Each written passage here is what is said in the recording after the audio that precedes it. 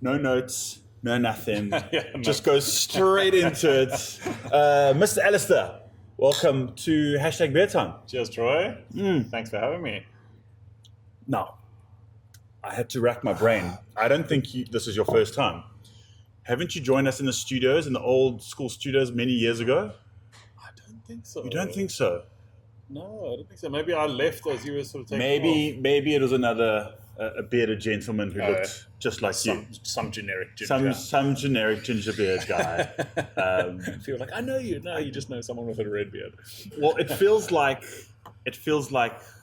you haven't really left our shores. I don't know where you have left our shores, but it feels like that 10 years ago when you did leave South Africa, it feels like just the other day. And it's amazing how when you see someone after all this time, you just instantly click back into second gear. And that 10 years does feel like maybe 6 months. Yeah. But tell us, well, first of all, we're at Caribbean, and we are drinking a dark lager. Delicious. Last night was their dark lager day. And so we are just partaking in some breakfast beers. Dark Side of the Moon. Dark Side of the Moon, yeah. The dark lager. Is it a tip of the hat to Moonlight Brewing, who's in California, does a you might have to. You famous probably dark got lager? better insight than me. I'm not sure. Might be. We'll have to find out. We'll have to ask the brewer. He's not here at the moment. Yeah. But for those of the folks who are listening and don't know, Alistair was once the head brewer of Devil's Peak. Not the head brewer. I was. Sorry. JC was the head brewer. Definitely not the head brewer, but assistant brewer, I guess. You were the guy who did the most of the brewing. I was brewing the workhorse. Yeah, from October 2012 through to June 2015. Wow. So yeah, pretty cool timing to get into the industry. Salt River area brewing. Yeah, mostly. I think when we started, we were brewing in Somerset West for 6 months or so. That's primary stations. What's it? That's early days. Early days. I always remember just balancing on a 50-liter keg, stirring a mash with a big paddle, and I was like, sure, it's not safe. not so safe, but also just to think where they've gone now. Like it's incredible just to see how JC sort of steered that ship and maintained epic quality and just grown and grown and grown. I still have you saved as Alistair DP. Okay. On my phone. Hopefully for Devil's Peak. Yeah, exactly. But look, we can obviously talk about Devil's Peak. Maybe it'll come back later into the conversation. I think, obviously, I appreciate your time. You're here on holiday. And you've just come from the dentist, so hopefully no liquid falls out your mouth when you're talking. Is this real life? Yeah. Where am I? Where are my pants? What I wanted to ask you, I think what your story is so interesting, and we've had a few chats, since you've been back in South Africa for a little bit, and what I'm always interested is in the journey of a brewer and the story of where they come, where they are, what they're feeling at the moment in this crazy world that we're in. But if I can give a snapshot of what I think you do, and then maybe you can kind of correct me. Sure. From what I understand, you are the head brewer. You're the only brewer. You're the only employee at a very small craft brewery on a very small remote island in the middle of the Australian Sea, which is next to the Pacific Ocean. But you're basically between Australia and New Zealand on Lord Howe Island. And that's it. You are in one of the most remotest breweries in the world. Is that accurate? Yep, that's the case. I've been on Lord Howe for 5 years, and like you say, it's pretty remote. It's 600 kilometers off the east coast of Australia, so about a 2-hour flight from Sydney, and that's the only way you can get there unless you jump on a yacht and sail there or something. So you can take a boat. Some people sail there, but it's not like a commercial way to get there. So people fly in, and then the island's pretty small, 13 kilometers by 2 kilometers, and about 500 locals and 500 tourists. So That's a beer fest right there. Yeah, it's quite nice having the tourists rotating all the time, and my boss has had an amazing vision for this site. It used to be a palm nursery that would grow thousands and millions of palms and export them around the world. The island has a famous palm that became the world's most popular indoor plant. Okay. Which is kind of crazy for this endemic palm. Shout out to the palms. Yeah, and I'll just look there because there's a palm in the corner, but often you'll just see the palms all over the world. Anyway, so that industry sort of dwindled down, and my boss took over the site and said, "We want to put in a microbrewery, want to grow vegetables, want to make a food offering." So, does your boss live there as well? Yes. Okay. Tim Maxwell. And yeah, so now it's sort of like a beer garden with glass houses around it, and a nice little brewery, 7-hectare brewery. It sounds very romantic, and I'm pretty sure it is romantic. And I've always been threatening to come and visit you one day, someday. I don't know, when Beer Time gets the funds to travel around the world. So lots of different directions which we can go in now. Sure. But obviously the thing that I'm interested in is the setup of this brewery. And it's like you've obviously got a boss who's like, I love craft beer. I want my own brewery on this island. Yeah. Let me hire a good brewer and let's make some beers together. Tell me about the actual size of the brewery. I would imagine you've got 500 locals. And that other 500 tourists, is that like on a weekly basis or? Yeah, basically. People come over for a week, and it's a funny demographic. People say newlyweds or nearly deads. Okay. So people come there on their honeymoon, or they come there after they've retired. And I like that. And yeah, we got 3 servers who have 3 beers on tap, normally a pale ale, a lager, and then a rotating third seasonal. And then we put some of our beer in kegs and sell to the restaurants around the island. Okay, so minimal distribution. It is so small. There's only about 5 restaurants or pubs. And if they owe you money, it's pretty easy to like... you drive past them 3 times in a day. Yeah, exactly. It's. I think I listened to your last podcast with Murray, and it kind of lent into that brew pub model. That's our strength. We're serving the beer straight from the servers, and minimal handling, nice and fresh, and also no middlemen. So the brewery kind of pumps twice a week. We're only open Thursdays and Saturdays, and both days are pretty busy. The pizzeria is going off. We're doing sort of almost 200 pizzas a night. And so Thursdays and Saturdays? Yeah. So what's happening on Friday? That's my beer day. Everyone goes to the golf club, and Wednesday everyone goes to the bowling club. So all the restaurants have kind of got an unofficial pattern where everyone jumps to the different venues. So it's amazing, helpful for staffing and sort of working out your numbers and stuff. So there's lots of unique challenges and elements of behavior, island behavior. Yeah. And I guess you get to know everyone by name, I would imagine. Pretty much, yeah. I think it didn't hurt being a brewer coming to the island. It was not the hardest. Big Al. Yeah. When's the beer ready? But yeah, no. I mean, it's been an interesting learning journey, because being on an island does have very tangible constraints, and like coming back to Cape Town, just like popping into the shops to buy something, or a plumbing shop to buy something. All of those things just become very logistical. So it's been a good growth in problem solving and being a jack of all trades in a way. We're catching our water in big tanks. We've got about 350,000 liters of water storage. And you're there with your wife? Yes. Cool. Yeah. And so... You didn't sail across on your own? No. And yeah, it's the community's been very welcoming, and electricity is so. The island's pretty forward thinking. It's a World Heritage listed island, so they've got lots of rules about maintaining the environment. So it's all solar. There's a massive solar farm.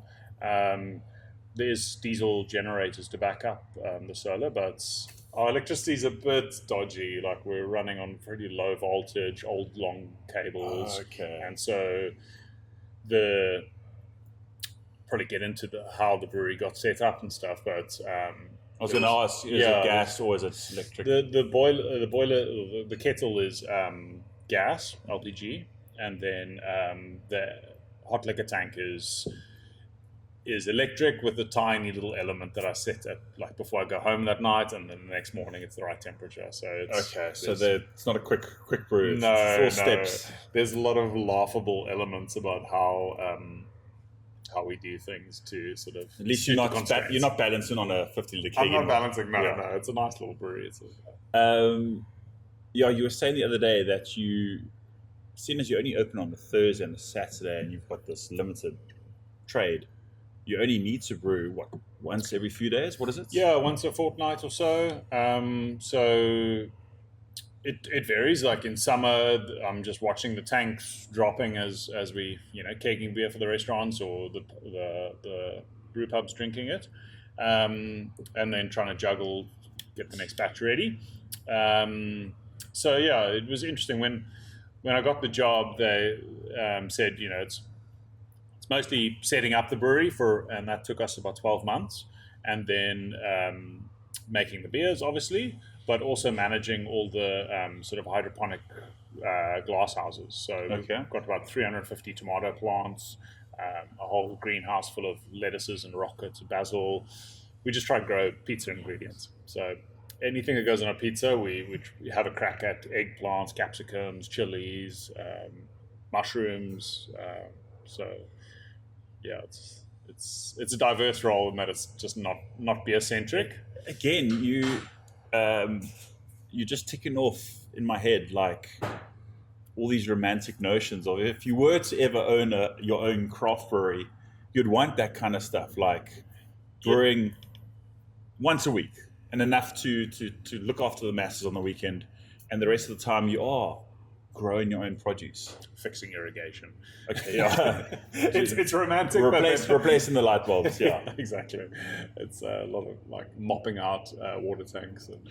Again, as you said the other night, you're the only employee. Yeah, on the brewery and the brewery side, and the brewery and veggie side, basically. So you're not just the brewer, and you also now in the greenhouse. Yes, having to research. Why is my tomato getting spots? Like exactly, and then exactly. Yeah, so I say that because I just did that 2 weeks ago. Yeah, I also got tomatoes, not on your scale, but yeah.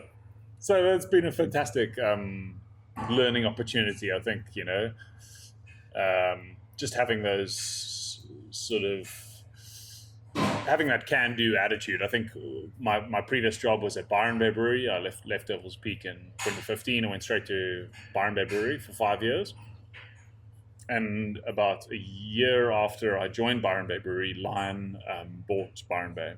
Just give the folks an indication of location of Byron Bay. Yeah, so Byron Bay is the easternmost point of Australia. So it's a small little surfy hippie town, very popular tourist town. It's kind of in between Sydney and Queensland. Yeah. Brisbane. Yeah. It's sort of the very top of New South Wales, so just before you change over into Queensland. And yeah, biggish town. Hermanus size. Yeah. Okay. Yeah, but with I don't know, at least 1 million tourists a year, or it absolutely pumps. And I didn't realize the other night it's not home to only Byron Bay Brewery, but also Stone & Wood. Yes, which. I've been lucky enough to try some of their beers. I've been lucky enough to try some of Byron Bay beers, but that's more brand recognizable definitely. beer. Yeah. Stone & Wood started at the same time as Byron Bay Brewery, but they just picked a different model. While Byron Bay Brewery was more of a brew pub, they were in a massive music venue. We had lots of live music, which was amazing. Yeah. Stone & Wood started packaging their goods and getting it out, getting their beer on taps at lots of restaurants. Beautiful packaging, beautiful cans. They did a lot of things right. Yeah. And they got massive and ultimately sold to Lion as well. Okay, so both breweries owned by Lion. Yes. So I guess it was an interesting process being independent and trying to get my beer on tap in Brisbane, driving up there with little growlers saying, please try my beer, and trying to be the salesman and the brewer and stuff at Byron Bay. And I just have so much compassion for independent brewers that are trying to get their beer on tap, whether it be Australia or South Africa. It is very hard, and the big guys don't make it easy. And then to have transitioned to selling the brewery to Lion and then being on the other side, it was a different kind of challenge, sort of learning all their processes. And they had the mentality of, if something breaks, call out a plumber and get it fixed. Don't touch anything. And so that was quite... I almost got indoctrinated into that for a while, and then jumping to Lord Howe, where there is no plumber, there's nothing. You are the plumber. You have to learn how to do it. So kind of been stretched in different directions. Yeah. Okay, there's so many things again where we can go off, and I love it when a show naturally just evolves to the next talking point. But we've spoken about Byron Bay and your history there. And then again, you've touched on the whole distribution model, which, again, we've spoken about with Murray, and we've spoken about in previous episodes. And maybe it is, I've always thought of it, my podcast, as let's always talk about something new and keep the guests, the listeners, with some new content. But it's, again, maybe nice to get someone else's perspective of the distribution model. And it just feels like your example right now is I want to say poster child, but maybe just the purest example of catering to a small, select few consumers, customers, and just making sure they're happy. Yeah. And almost closing yourself in a bubble. You're on an island. You have to be there's no other way. Yeah. And I think when we look at the South African aspect and South African brewers, you can argue that Ager projects have almost done that. They've just said, we're only going to service Noordhoek, no one else. There's no distribution. Banana Jam, another good example. Afro Caribbean, where it's just they've got some cans to sell, and there's more of a community here, but it's literally, if you want the beers, you got to come here. Yeah. And you do want the beers. And they're great beers. And so I kind of feel that in South Africa now, we're going to go back to this trend of a town beer. Yeah. And I think maybe 10 years ago when you were last year, or 10 to 5, because I know you have come back, the beers, that method was adopted, but the beers were like 6 out of 10, 7 out of 10, and it was still cheaper to get a Castle Lights. But with rising prices now and people wanting proper flavor and proper things to drink, I think that model will come back, where town beer or small dorpy beers will resurface, and that is the beer that you have in that area. Yeah.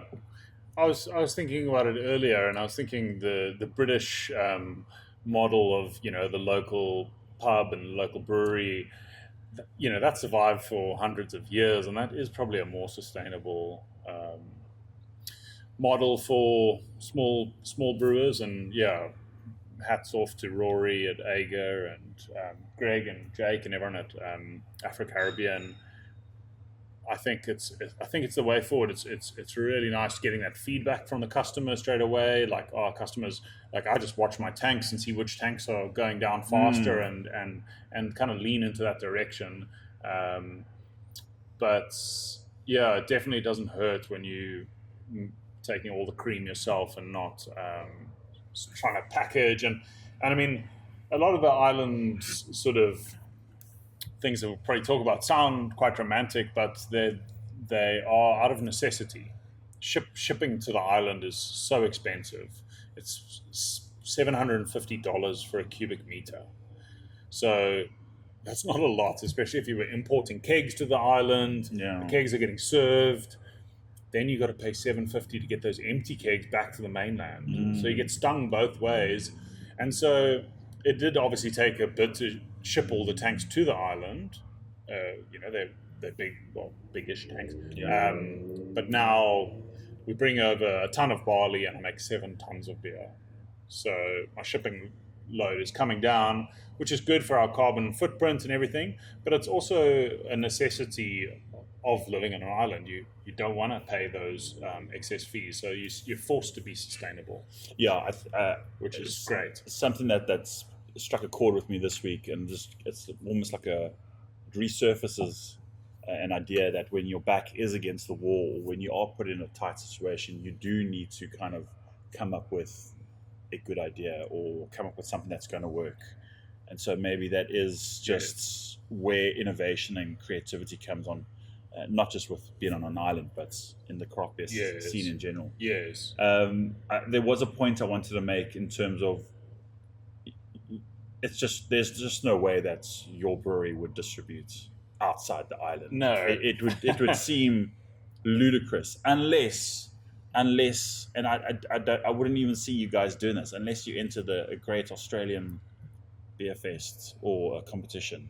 Which do you do? Yeah, we do enter competitions. It's it's a tricky logistical feat getting your beer to a comp when it has to maybe go by ship back to the mainland, picked up by a courier down to the competition. I've had and I've been using disposable kegs because I'm not getting them back at the end of the day. So I've had them drop the disposable keg, it exploded. I've had them put it in a freezer, it exploded. So but yeah, we enter the AIBA's Australian International Beer Awards almost annually. It's one of the biggest beer comps in the world. And yeah, Australian International Beer Awards. Yes. Yeah. AIBA. Yeah, and I think they're just second to the American. What's this? Great American Beer Fest. Yeah. So we've entered our beers there a few times and. Okay, so there is still some accolades that you can collect. Yeah. And maybe it won't drive distribution to the mainland, but it'll drive tourists to come and visit your island.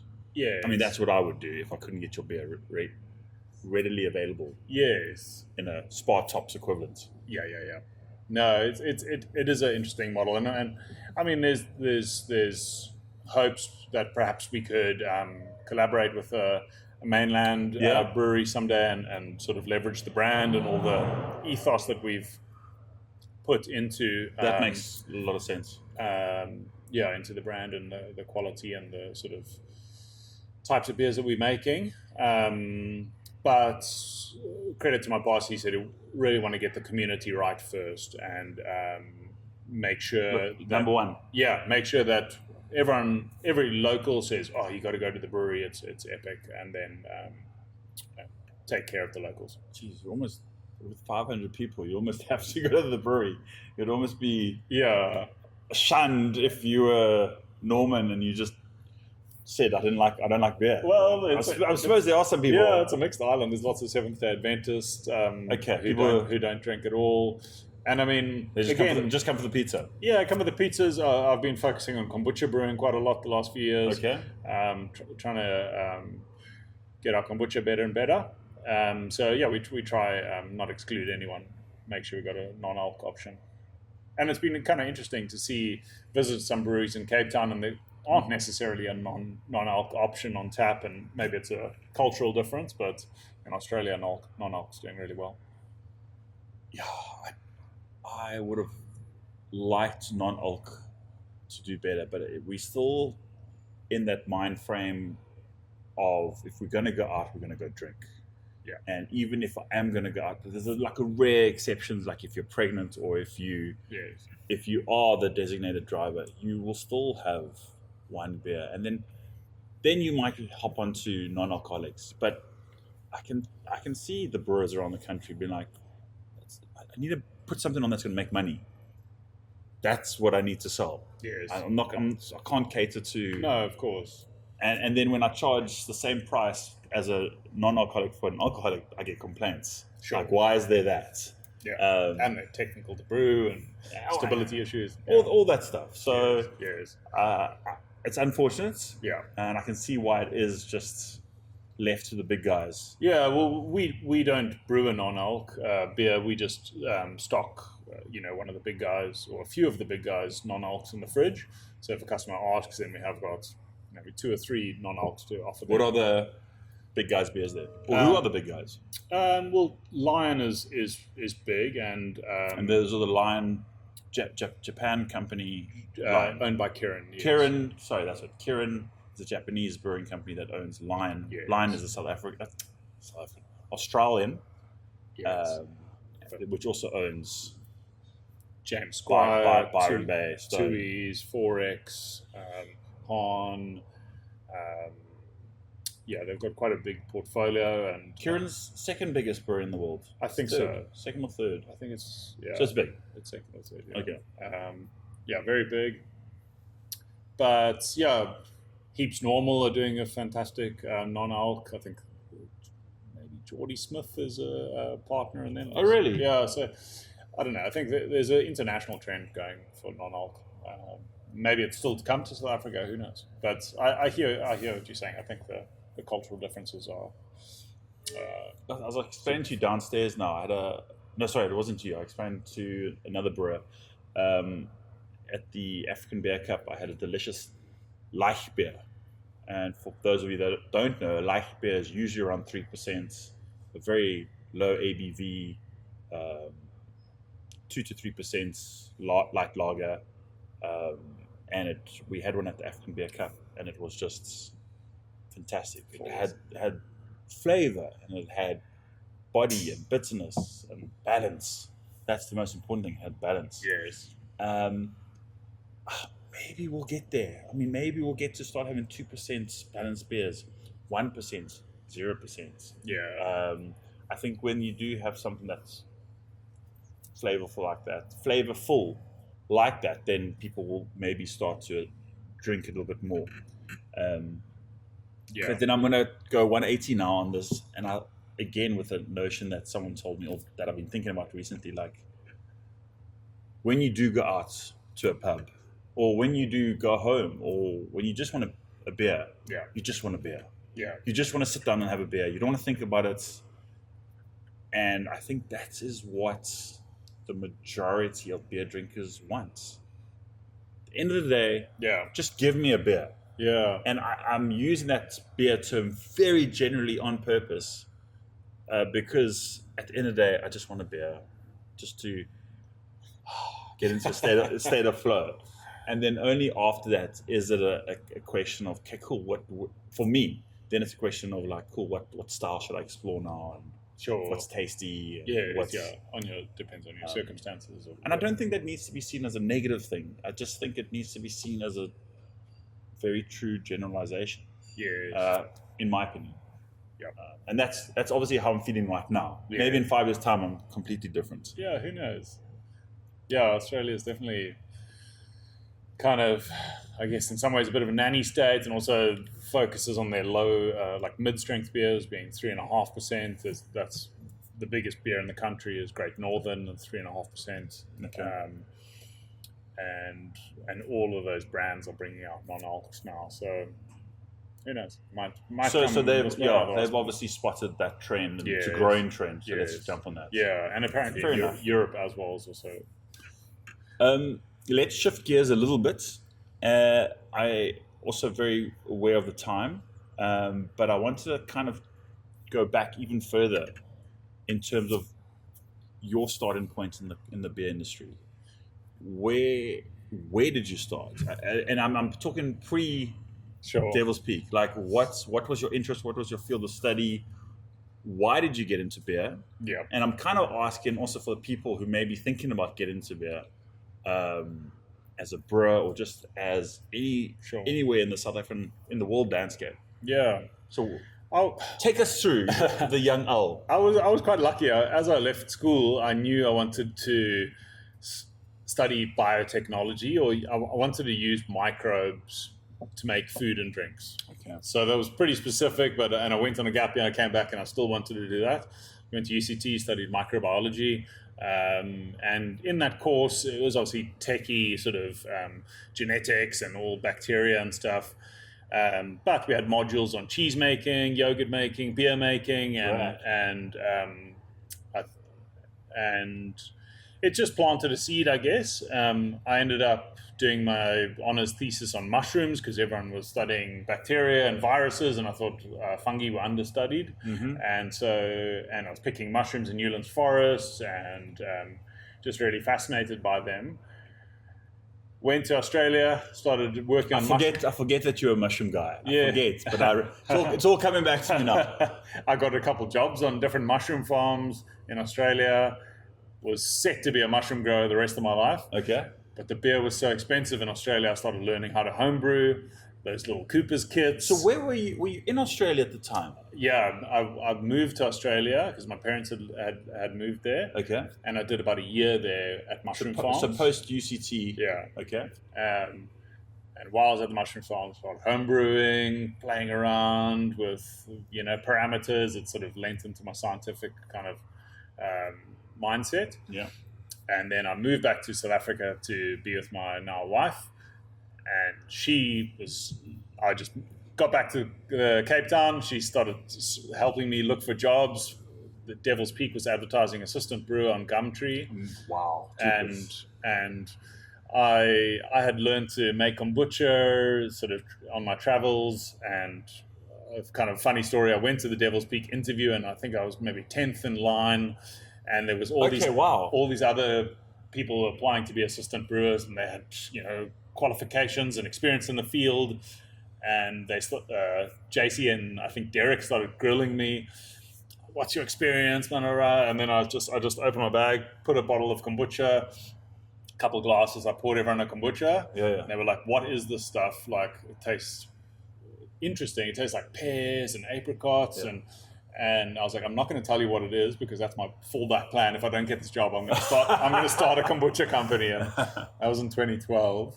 Oh, well done. That's ballsy. And straight away the interview changed from like grilling me to like, oh, so you like spearfishing? Let's go spear. Okay, great. Once people have a cold carbonated drink in their hands, they sort of mellow out. 100%. Yes. So that was my little claim to fame. I snuck in at Devil's Peak. You must have been the first hire they got. It would have been pretty close. Yeah, I think JC was doing everything before me, and what a foundation to like work under JC for 3 years, learn his sort of work ethic and sort of his palate. I think was really had a big impression on me. How he could analyze flavors and the sources of those flavors. So working at Devil's Peak and coming to Salt River, brewing there, and then Devil's Peak was doing so well. We were winning awards for the Blockhouse. It was big new beers. Early days, the Vin de Saison and like some of those beers were ahead of their time. Yeah, and didn't you guys have an amber ale? Yeah, Woodhead amber ale. Yeah. And you had it in the very iconic 500ml dumpies, yes, which are not available now anymore. But they look like a solid. I just think like a block of margarine. It's just like that square thing. It's just like it's like a little treat. Yeah, a little treat. We were discussing the other night when we had a few beers downstairs, and looking on the wall of Banana Jam. They've got all the old bottles, and you can really get nostalgic in terms of looking back 10 years and where the industry's come and what people had to use, the old labels, brewers that have come and gone. We salute those who have fallen. But those were all very and iconic in our upbringing, in our I guess our foundation of love for inspiration for the beers. Yeah. And I don't know if you get this a lot, but I see it a lot, particularly when I interact with the newer generation. They don't have that. They don't have the Goose Island or the Bells or the Lagunitas that we, put on a pedestal and really like kind of aspired to be like, or to just even drink.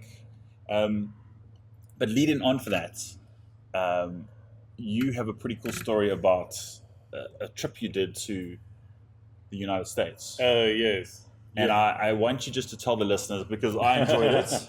And I enjoyed it so much that I want you to tell everyone about your trip to the United States. And not just anywhere particular. You went somewhere very specific. Yes. Well, yeah. Again, big thanks to my boss for sort of encouraging me to go and helping with the trip. But I wanted to go and just get inspiration from the drinks industry, kombucha and beer. And I was like, California is a place to go. So I went. Oh, yeah. Went there for about 3 weeks, and we went to about 21 breweries, almost a brewery a day. And I think what you're referring to is the Sierra Nevada story. Yeah. I was very lucky in that the Lord Howe Island Brewery was designed by a famous guy in the Australian beer scene called Chuck Hahn. Okay. And Hahn Premium and Hahn Beers, James Squire, these several brands he made. So Chuck was originally from America. He just emailed Ken Grossman and said, hey, I've got this brewer coming. Can you please show him a good time? Arrived at Sierra Nevada and in Chico, and he had teed up an employee who had been there for 30 years, almost from the start, and they took us, me and my wife, behind the scenes through all the pilot kits, giving tasters out of the pilot kits, and just discussing new releases and showing us the sort of bags of hops that they were lowering out of tanks and the hop torpedoes. Big bags as well. I've seen the videos. Yeah. Those are small bags. Crazy. Big rooms with all the whole cone hops. And we got, and he was like, oh, I booked you a table in the tap room because it gets pretty busy, and it was absolutely rammed. Oh, really? Hey? It was just absolutely full, only an open table. And we sat down and we did a full beer tasting with this guy, and had a pint of fresh pale ale straight from the source. So Sierra Nevada Pale Ale was the epitome of a pale ale that not only us as homebrewers aspire to, but is also the foundation of the Jack Black Pale Ale. Oh, okay. That's what the former owner Ross wanted his pale ale to be like. Yeah. And I guess I don't really think it is there, but he always wanted that Sierra Nevada Pale Ale. I mean, the American palate, like I think Sierra Nevada is 5.7%, so it's almost an IPA. So I don't know. And sorry, I interrupted you. Yes, but we just had the most incredible visit, and the guy shouted at us, or bought dinner for us. He bought us a whole bunch of merchandise, and we just left with our jaws on the ground. It was just one of the best experiences. It was phenomenal. I love stories like that, and I would love to be on the receiving end of one of those stories. I'd also love to be on the given side of that, like being able to say to someone, hey, let's go have a beer, I'll take care of it. I want to show you what we have. I think it's just that I think they could see how much we appreciated. Like there's that appreciation that I think is just so fantastic in the beer industry. When you come across someone who's just like, who's going to enjoy a beer with you. And it's just it's a very special connection. I think that's what keeps most people in the beer industry going. I'd imagine it's a global community. When people come to you now on your island and try your pale ale, and they're like, "Whoa, this is delicious. Well done, thank you." It's like a little light bulb, a little ping, little dopamine. Exactly. And it's not the digital kind, which is terrible. It's an actual back of your head, a little tick going off, saying "Well done."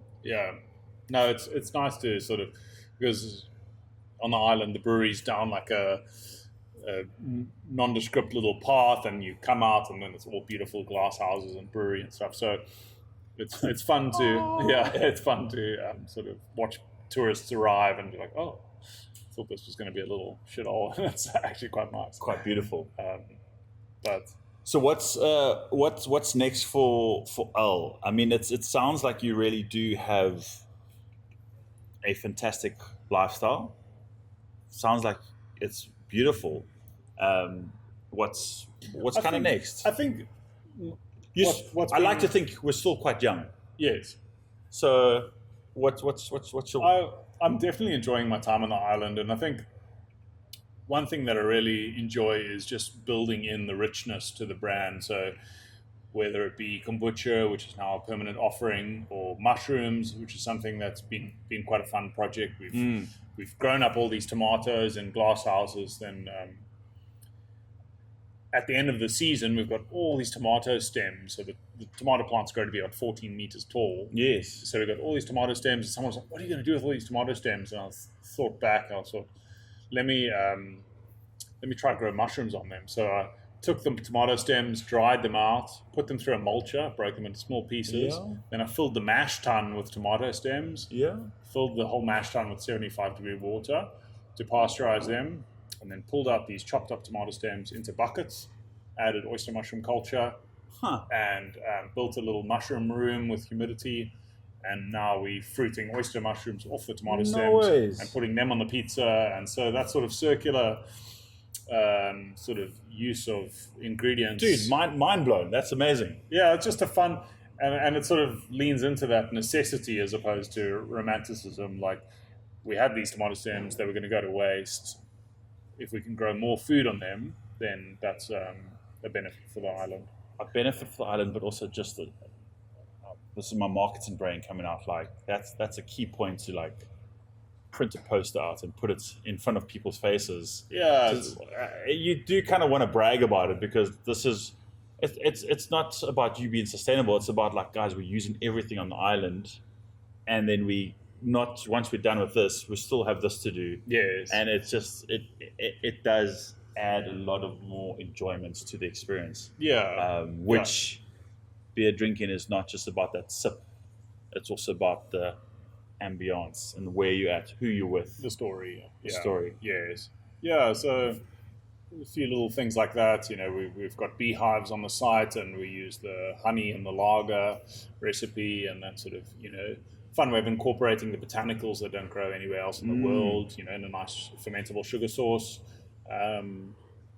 And even the botanicals themselves, we're starting to investigate using them in beers because these are plants that don't grow anywhere else in the world. So, and there was never Aboriginals living on the island, so we had to get the plants sent off to labs, make sure they're safe to use because there hasn't been sort of 10,000 years of Yes. use, and then incorporating them into pilsners. It's good to know that you've tasted them. Yeah, Health and ourselves safety, first. yes. But anyways, I just think like as a brewer and as a brewery, you sort of have to lean into your situation, what works for you, not necessarily what's worked for other people, and that mentality of taking care of your core group of customers before trying to go too big. That's worked for us. In terms of what's next, I don't know. I think just continuing that tapestry of trying to create more projects on the site, make the site more sustainable, and just make sure we get lots of happy guests. I like that tapestry. The tapestry of Alistair on his time on Lord Howe Island. I think that's a great place to kind of wrap things up. Yeah. Is there anything else you want to say to our listeners? I think, again, the conversations I have with beer folk like yourself are just, it gives me fuel. Hopefully the conversation also gives you some excitement. And to the listeners out there, this is something that I know that they enjoy. Just being a fly on the wall and listen to a conversation about beer. Hopefully they're drinking more than just one beer than we have had. But Joe, anything else you want to say before we wrap up? I just want to say how impressed I am with the Cape Town beers. I mean, I haven't been super adventurous trying out too many breweries, but went to Ager and had a fantastic night. Everything was delicious. And here at Afro Caribbean, the beers have been jaw-dropping. Like, I think, honestly, better than beers we had anywhere in California. So, wow. Yeah, it's Jake and Greg and the guys are doing such good such good work here, and yeah, don't take it for granted. It's if I had a pub like this on the island, I think I'd jump ship. Yeah. But no, yeah, No, well, thank you for that compliment. I will receive it on behalf of the beer industry, and I think it is something that I do try to remind our listeners and people in the industry, like when things can look doomy and gloomy, they can also look exceptionally enjoyable and exciting, and the fact that we are paying relatively good prices compared to anywhere else in the world. Yeah, and the qualities you can still, I use this example always, but like I just went to go buy the best beer in Africa for 250 rand a bottle. It's a 750 ml bottle, best, just been awarded best beer in Africa from Woodstock. And if you had to go to the States right now, yeah, I mean, I was thinking against the wine industry. I went 10 years ago, it was $25 for 750 ml, but just an entry level, worse than a normal. You're looking at $30, $35, $40. Yeah. I'm guessing $40 minimum. Yeah, $50, $40 to $50 for that kind of beer. So I think we are still incredibly lucky. definitely. So drink good beer, and drink it at what we can afford it at right now. Shot. Thank you very much. That was fun. Thanks, bro. See you guys later. Ciao, ciao.